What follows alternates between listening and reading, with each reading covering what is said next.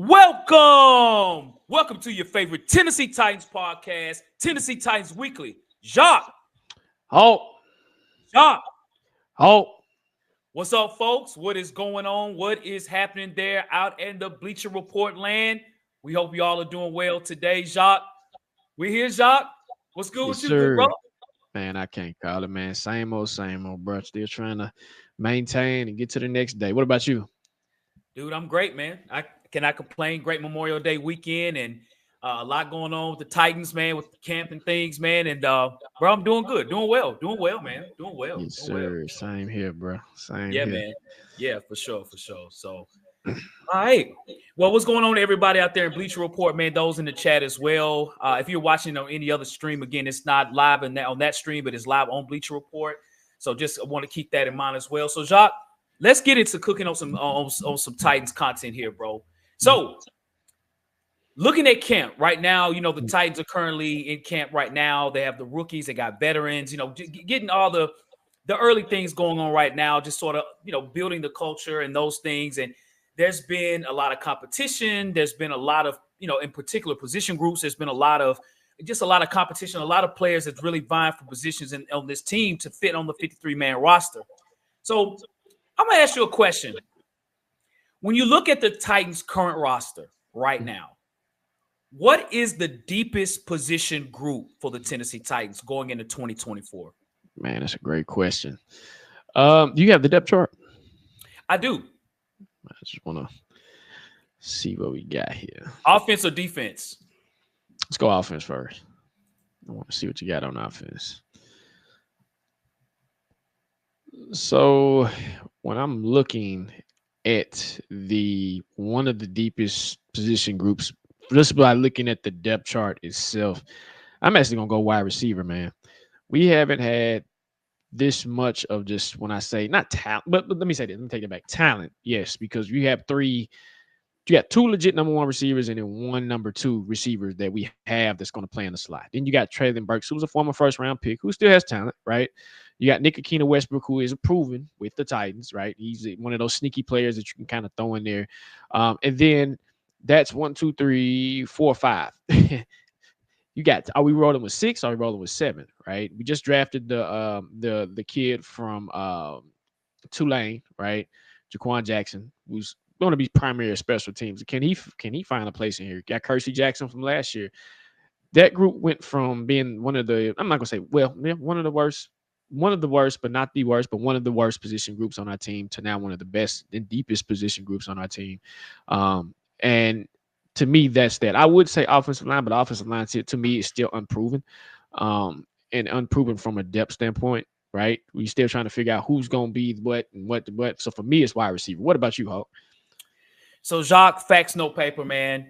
You know, looking at, you know, where we are in the position group, the deepest group is absolutely wide receiver. And I want to look at other positions outside of receiver, man, as far as depth. You know, linebacker could be a part of it, but man, when you talk about guys that are proven, man, where it's competition, it's definitely a wide receiver. You have Calvin Ridley, you have DeAndre Hopkins, you have Tyler Boyd. I mean, that's a hell of a three receiver group, the 3-player receiver group there in itself. And then you have other players like Treylon Burks, Nick Westbrook Akina, Jaquan Jackson, Kearis Jackson. Those guys are going to try to vie for the fifth to sixth, seventh receiver spot.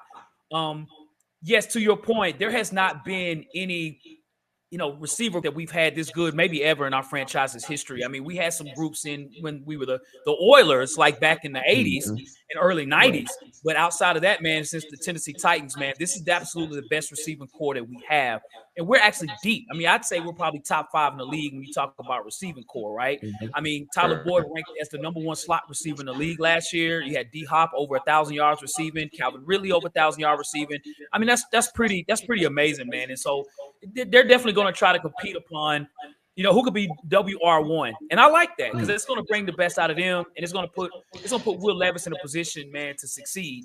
If everyone can block up front, I think wide receiver for sure is our deepest position for sure. Yeah, I like that. I like that. What's up, Bernard Turner? What up, brother? What up? He said DBs is for him, which okay. Facts, no paper. So we'll get to the next segment, Hawk. Yep. So to add to that, what position group has the best competition, if that makes sense? Yes. So when I look at the deepest position, and we got that poll question out there, by the way, too, y'all, as far as the deepest position, also the best competition. So I think, man, honestly, dude, the right answer is wide receiver, to be honest with you, as far as competition. But let me tell you why I actually defer to offensive line. I think the top three receivers are already set. We already got those. They're already set as far as the top three receivers. When it comes to competition, we're still trying to figure out who's going to be on the offensive line in our top five. Who's going to be the guys that's going to be out there starting at offensive line. You have, of course, you got J.C. Latham out there, the left tackle as a rookie. Peter Skoronski, left guard. Lloyd Cushenberry, the left at center. So those top three are probably solidified as your left side of the offensive line. On the right side is where it gets interesting because you got Daniel Brunskill, who was our starting right guard last year. You got Nicholas Petit-Frere, who was our starter until he got into some legal trouble. And then Dylan Radins played guard and right tackle. So he kind of played all over the place. And so did Jalen Duncan. We also signed Sadiq Charles. Man, I think the offensive line is going to be the biggest competition right now, man. I think this is where, decisions have to be made because we were one of the worst offensive line groups last season. I think like bottom 5 in the league for sure. The year before, bottom 10. So this year, this is where I think the eyes are going to be on, like, okay, who's going to man the right side? Who's going to block on the blind side for Will Levis? I really think this is the biggest competition. And I like the fact that we do have some depth. These guys are unproven, but we do have guys that could vie for the right guard and right tackle spot. The right tackle spot is going to be vital. And I really think, I think Dylan Radins could hold it down at the right tackle. But I really think the best competition is on the offensive line. What about you, Jacques? I have to second that because again, it's one of the most proven groups that we have on this team right now, and you have some good pieces that you're trying to figure out. Like you said, the left side to me is shored up. You ain't really changing that. But like you said, the right side is where it gets interesting. What are we going to do? Dylan Radins, he's played what? I think he played right tackle at North Dakota State. Correct me if I'm wrong. Was it right or left? He played left. He played left tackle. Yeah, he played left. So bumping him to the right tackle, let's see what he does, right? My thing is with these guys, I know Jalen Duncan, I think he's still hurt, is can they stay healthy? And I think that's the biggest part about the right side right now is the health. Nicholas Petit-Frere suffered with injuries last year. Dylan Radins.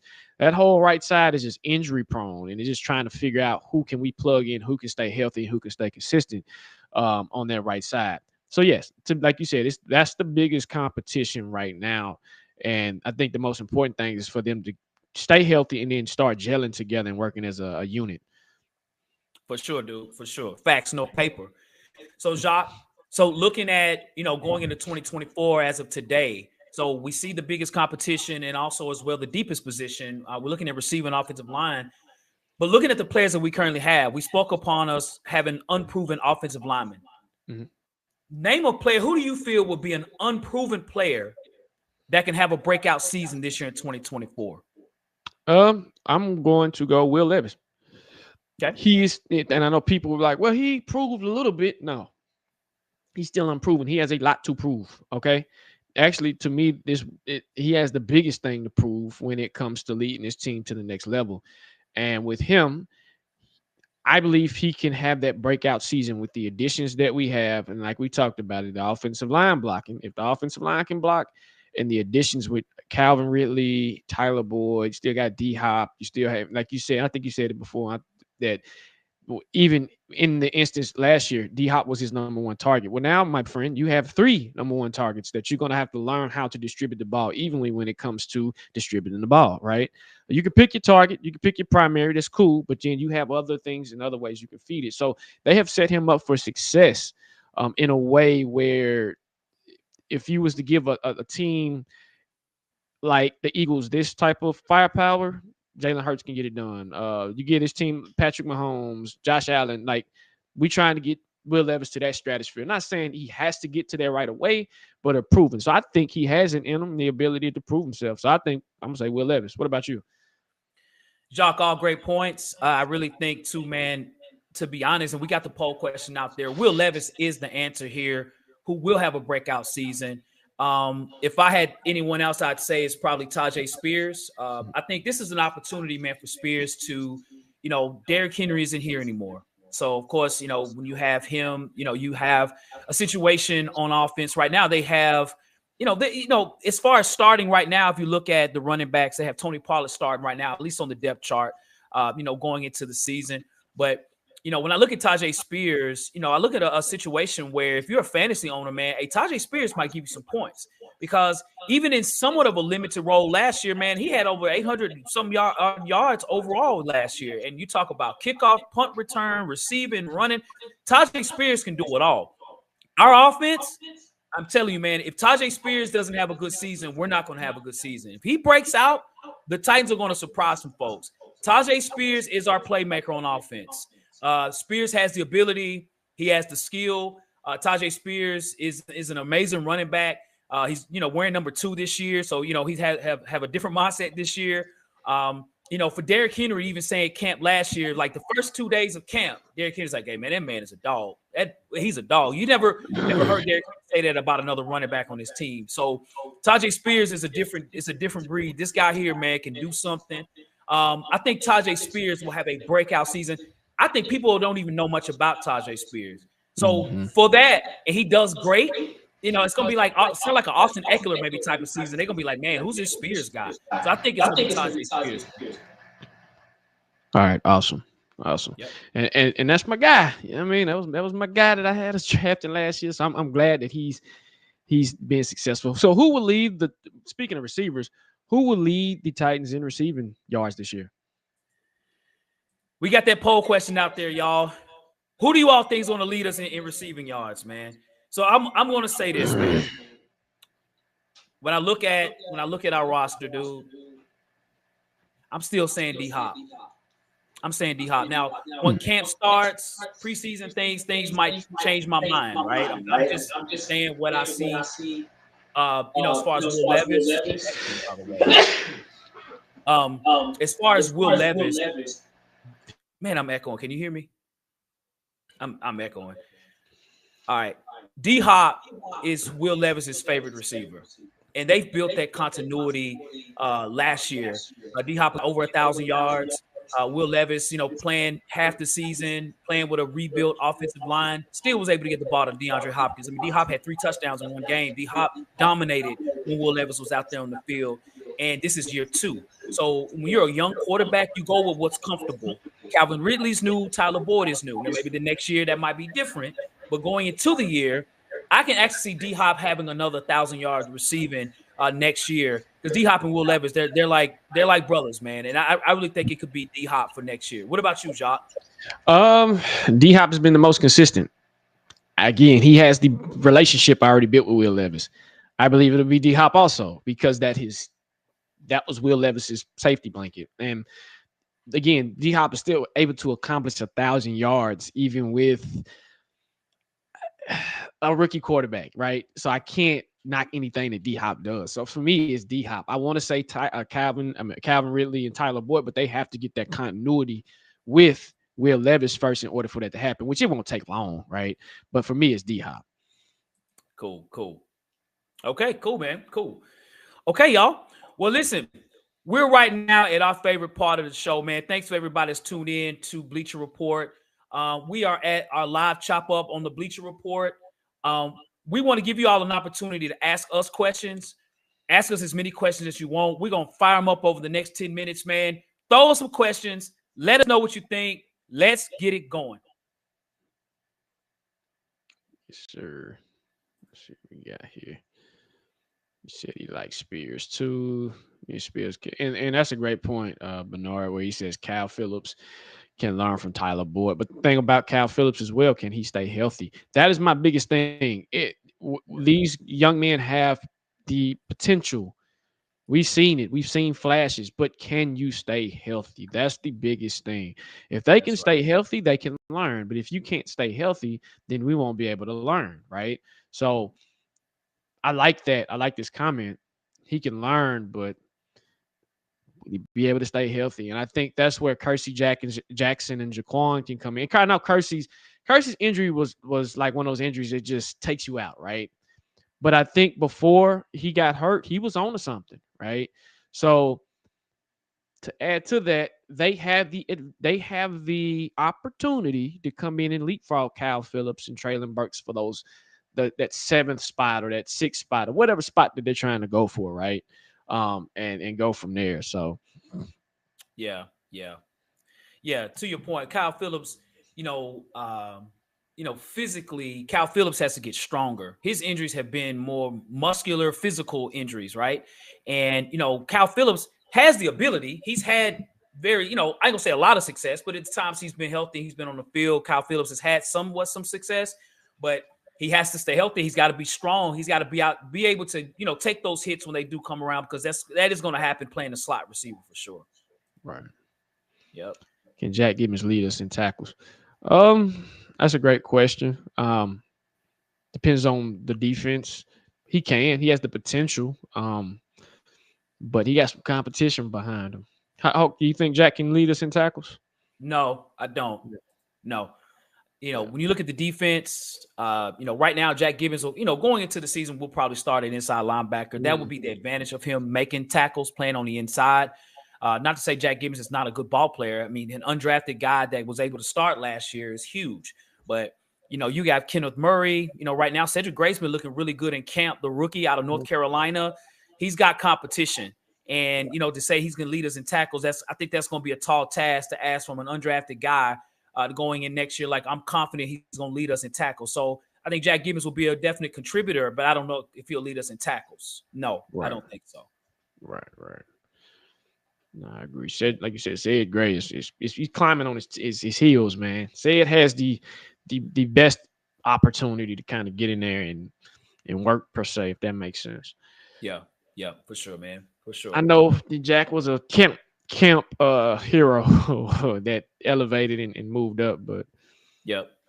Otis play, man. Hey, T McGee, Otis, man, was killing it. Man got an old man name, but hey, yeah, Otis, man, the way he was playing, me and Hawk were watching the game. I said, man, who is 41? He is out there balling. I'm like, who is this young man to come to find out? I mean, many moons later, that young man has the potential to do something as well. So honestly, I can see Otis leapfrogging Jack if Jack don't get his stuff together. Mm-hmm. Yep. Thoughts on Harold Landry bouncing back this year? So last year, Harold Landry came back, but he wasn't 100%. This year, I expect Harold to see the old Harold Landry. I do. Right. I expect to see maybe 10, 11 sacks to come out and to contribute right away. That's what you want, which we always know that particular injury takes you about a year to really get back to your old self anyway. And of course, he still might lose a step, but I can probably at about an 85% old Harold Landry. Do you think he'll bounce back? Oh, yeah, I think he will, man. I'm gonna tell you this with Harold Landry. He should be motivated to be bounced back, to be the bounce back player next year, because who has the biggest salary on our team next year? It's Harold Landry. Harold Landry has the biggest salary going into the season next year. So Harold Landry, a year after, because he picked it up at the midpoint to the end of the year last year. We saw the promise. I was like, okay, Harold Landry's getting back into it. So a whole nother offseason and everything. He's going to have every opportunity when you put T'Vondre Sweat there in the middle. That's going to absorb some of the offensive linemen for him to sort of go one-on-one with a tackle. Harold Landry will have a breakout season. He has to have a bounce back next year. He will, because this is a pivotal year for him, even in his future. If he does great, we could probably look to re-sign. If not, Harold Landry, could have to be a free agent. So yeah, I do think this could be a bounce back year for him for sure. Right. Yep. He did. Yeah, T. McGee, exactly. He did play good at the end of the season. He did. Yep. Hopefully that'll translate going into this year. And a lot of times that does happen. It does happen, so yeah. So what up, T. Kelly? Said champs. What up, T. Kelly? What's happening? Good morning to you. Good morning to you, man. Good morning. I think, like you said, I think especially the way the competition is going to be, and training camp is going to be interesting, man, especially when the position battles, especially in the trenches, start happening, where Jeffrey's going against what's his name, JC, TV Sweat going against JC. It's iron's going to sharpen iron. Sneed going against Calvin again. D-Hop. I mean, you can only get better when you're going up against competition like that, right? Yeah. You can only get better. That's why I'm so excited. It's going to make Will Levis it's going to make him read better, and it's going to make him be better because you're going against a solid secondary, man. It's a solid second. So I can expect some mistakes to happen in training camp where it's going to come out where and I'm not saying this is happening now, but where Will threw an interception here. Well, I expect it because you're going against one of the number one corner legit was last year was Snead, and you're trying to get the ball to D-Hop or Calvin Ridley against Snead, and it's going to teach him when you play lower competition. Oh man, I go against him all the time in camp. I got this right.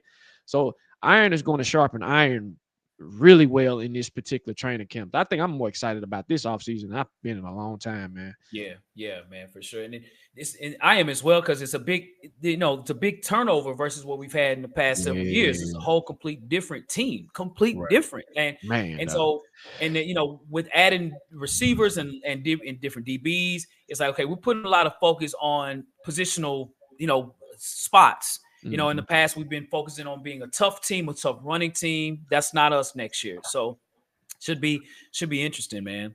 Right. I think, do you feel like the linebacker position has been upgraded a little bit from last year? It still remains to be seen, man, to be honest with you, man. I think if it's one player that could answer that would be Cedric Gray. Because I think when I look at the linebackers on our defense, you still got Gibbons. That's still the same guy, right? Mm-hmm. Kenneth Murray and Al Shahir. I'd have to see. Murray and Al Shahir are built the exact same and play kind of the same as from a speed standpoint. Mm-hmm. I think Al Shahir is a better linebacker. I think Kenneth Murray, we just have to see what he does. Murray's more of a pass rushing linebacker, more of a zone linebacker. So I'd have to see. But if you consider Harold Landry and Arden Key, again, those are the same guys from last year. So to me, it depends on Cedric Gray.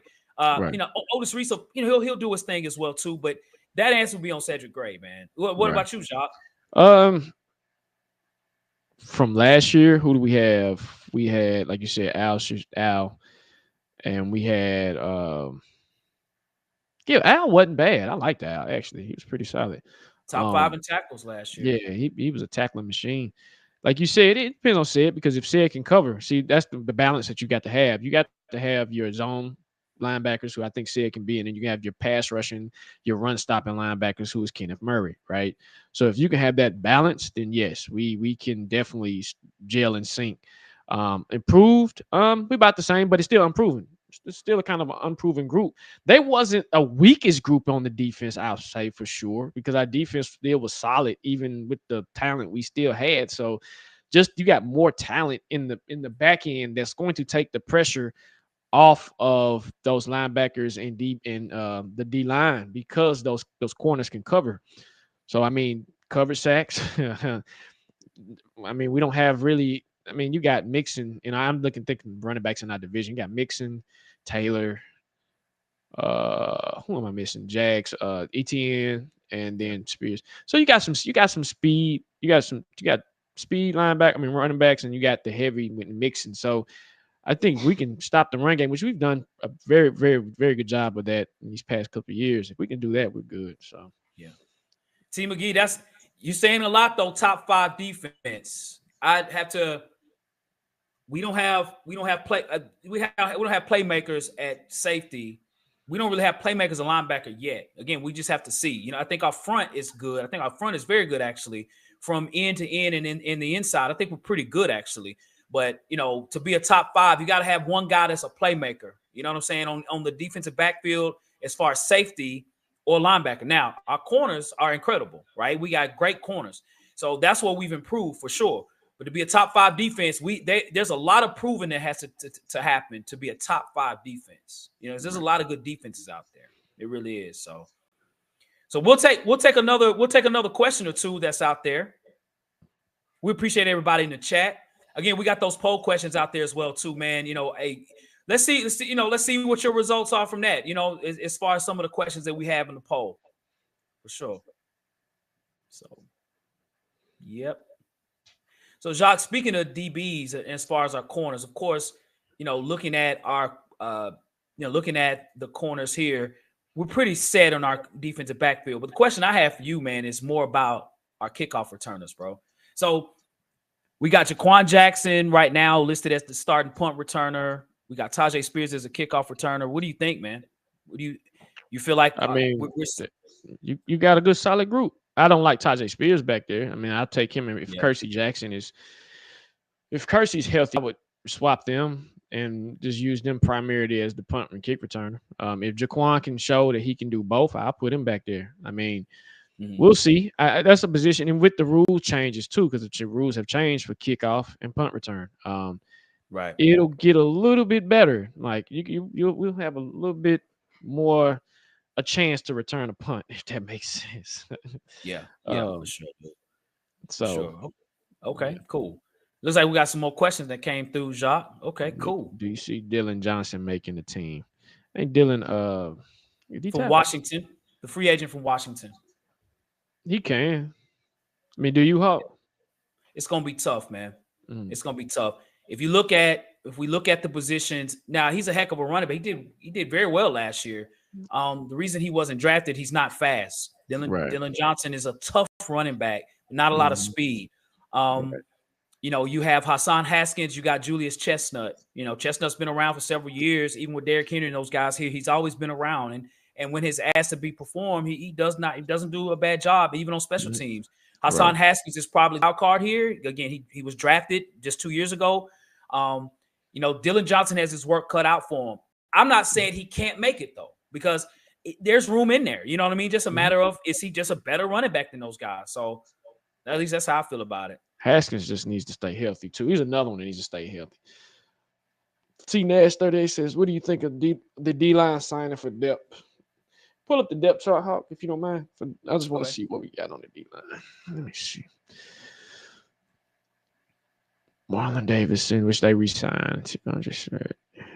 They have Sebastian Joseph Day, which I do like. He's very sneaky good. I like Sebastian. TK McLendon. Yeah, you're gonna need some depth there. You're gonna need some, because we do. We need some.